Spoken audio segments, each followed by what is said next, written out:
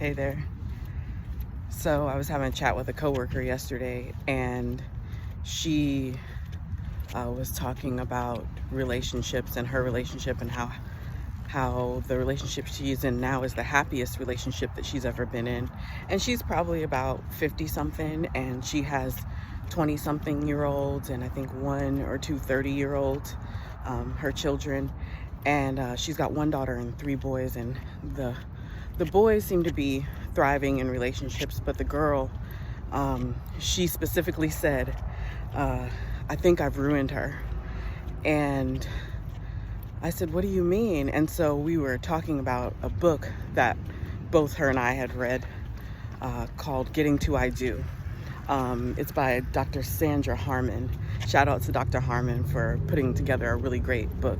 Don't get caught up on the title. This book is much deeper than the title. It's got some gems, just telling women specifically, but it's also good for men, but telling women specifically, you have to decide what type of woman you want to be and how you want to design your life in order to draw the man that you feel like would fit you, or to meet your desires in a relationship. And so it really talks about femininity and masculinity and those balances, and how so many women have developed such masculine traits, and that we have to curtail that if we want a certain type of man, or we have to let it shine if we want a different type. And so she said, I think I've ruined my daughter. And I said, she's like, I just pushed a lot of rhetoric about, doing things on your own, doing things for yourself, and not trusting a man.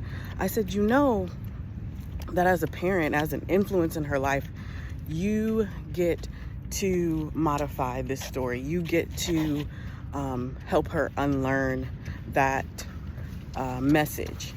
You were doing the best that you could at the time, and you poured into her what you thought was important.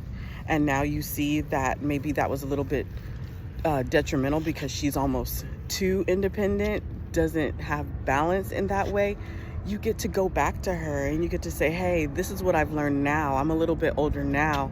I'm not saying this from a hurt or injured place, and that I get to, let's work on this. And then I said, hand the book over to her too. Like, give that to her.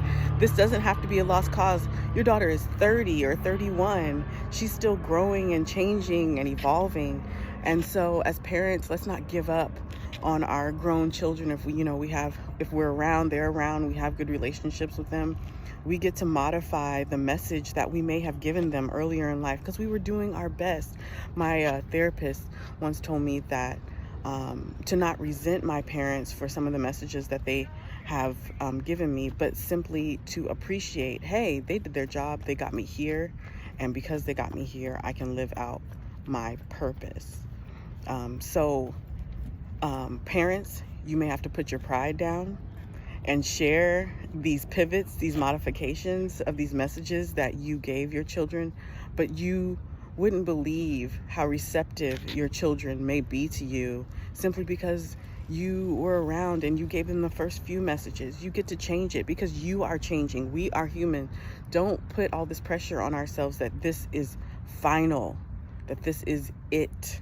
We get to change it. We get to influence. And it's wonderful. The relationship between adult parents and adult children can really tap into like a new, space in our lives, because now we don't have this necessarily authority figure as children and parents. A child looking up to a parent, we still will admire them probably, but now we have this friendship that we can develop and nurture, and these conversations, these wisdom balls that we can drop on our children as parents can be so special, and it's such a new way to them. So parents, go ahead, give them the new messages. It's okay.